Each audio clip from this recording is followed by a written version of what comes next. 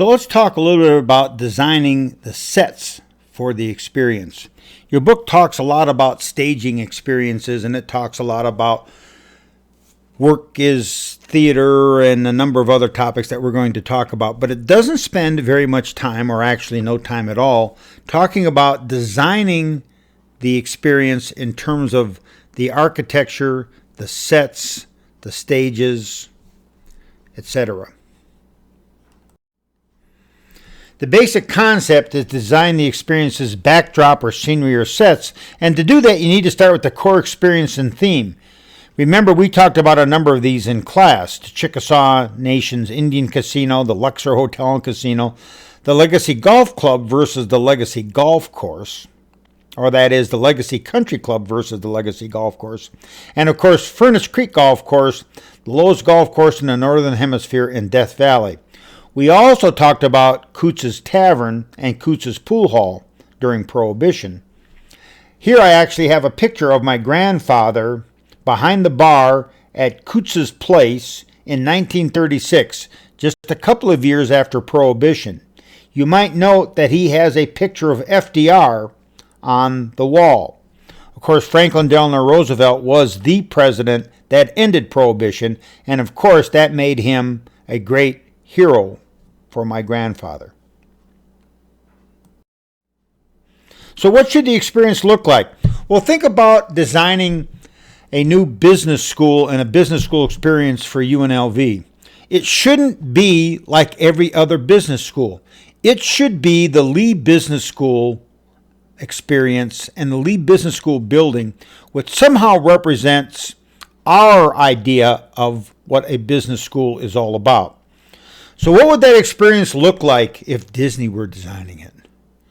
What would it look like if Steve Wynn was designing it? What would it look like if we put you in charge of designing it? After all, you are an experiential marketing expert.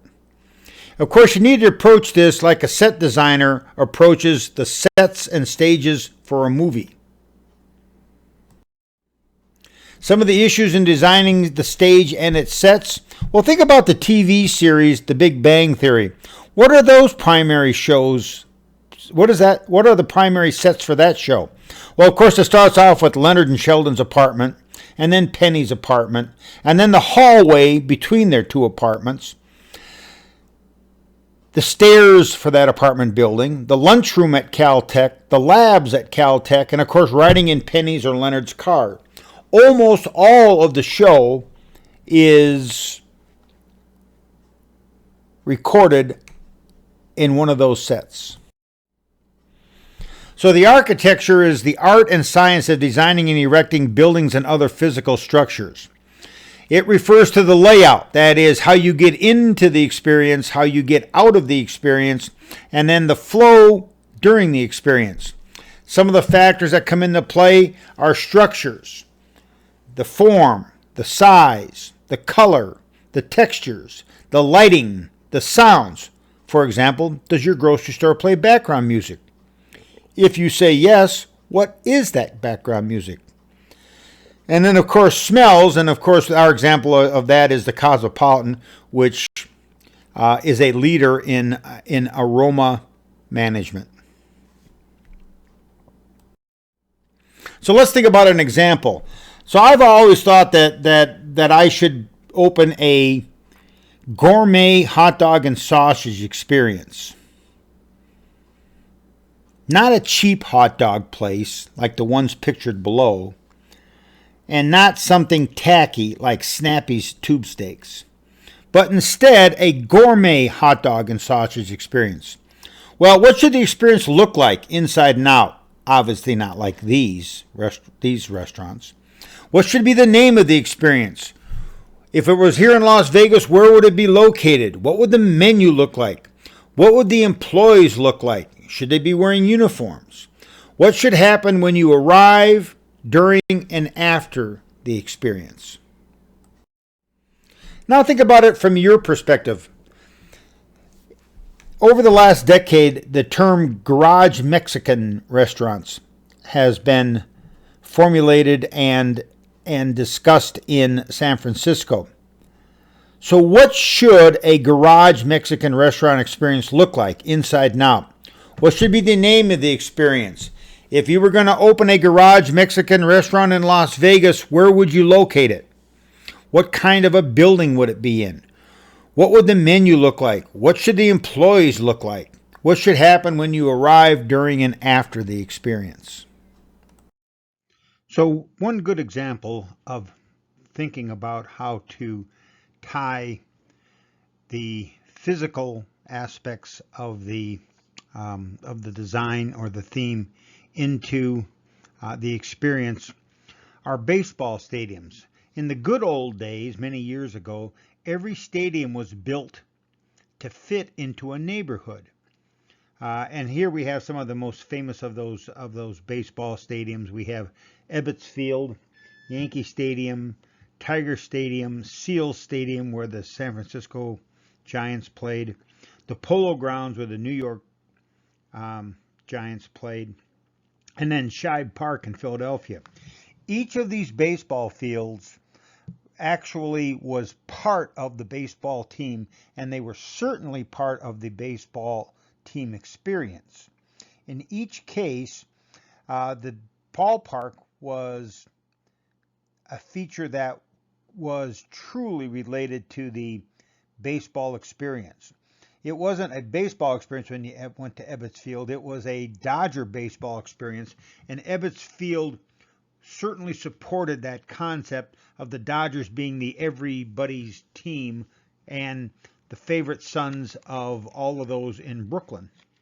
The same thing with Tiger Stadium and the same thing with Shibe Park for the people in Philadelphia.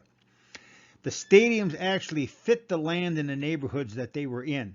They were all memorable, they were all very different, and they were all basically customized to the particular piece of ground that they sat on. Here are an example of four classics: Old Yankee Stadium and Ebbets Field. Old Yankee Stadium in the Bronx and Ebbets Field in Brooklyn, both of which were torn down. But Wrigley Field and Fenway Park are both more than 100 years old and still used for baseball games today, and in fact are considered to be two of the best stadiums in which to view a baseball game because they imbibe the history and the feeling of the very traditional sport of Major League Baseball. There was an era in the 60s and 70s where stadiums were symmetrical, mostly concrete, and mostly looked a lot alike. The unfortunate part of this was that these generic stadiums could be built anywhere and did not help create the specific baseball experience for that particular city. And as a result, they created generic baseball experiences. And in fact, it was during this era that the interest in baseball began to wane. In 1991, the Chicago White Sox built the last generic stadium, now called Guaranteed Rate Stadium. It was called New Comiskey Park when it first opened. This is a mostly concrete stadium, symmetrical. This stadium could have been built anywhere and housed any Major League Baseball team in the country. There was nothing that made it uniquely Chicago or uniquely the White Sox. The very next stadium built was the first experientially thought out stadium, Camden Yards in Baltimore. This stadium was designed for Baltimore.